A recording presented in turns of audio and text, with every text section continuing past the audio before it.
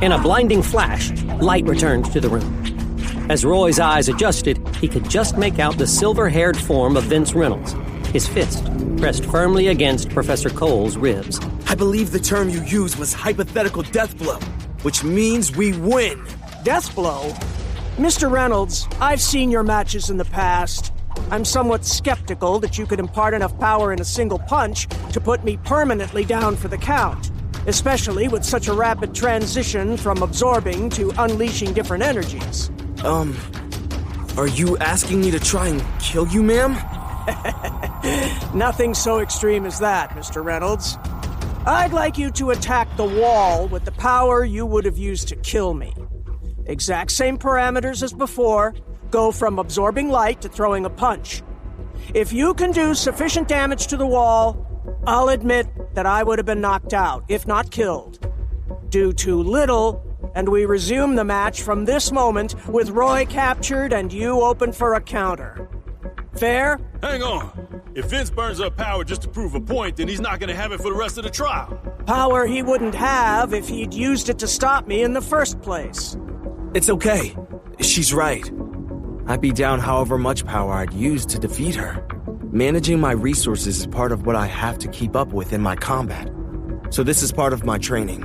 Vince made his way over to the opposite end of the room, as far from the others as physically possible. Mary, could you put a shield between me and the rest of you? I'm going to use kinetic energy, and I don't want anyone to get clipped by debris. Is it clear on the other side of the wall? Trust me, the labyrinth's entire structure is amply reinforced, Mr. Reynolds. Not even Mr. Daniels could put so much as a crack on the other side. It's clear, Vince. Nobody around. Mary put a barrier of mental force around Vince and his section of the room. Thanks, Mary. He looked down at his right hand, still balled into a fist. I'll darken the room for 10 seconds, then stop absorbing and throw my punch.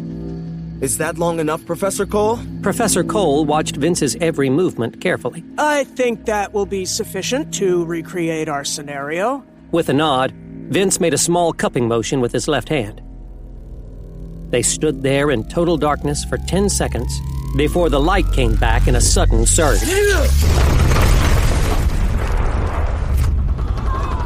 Dean Blaine was out of his seat, knuckles white as he stared at the television screen.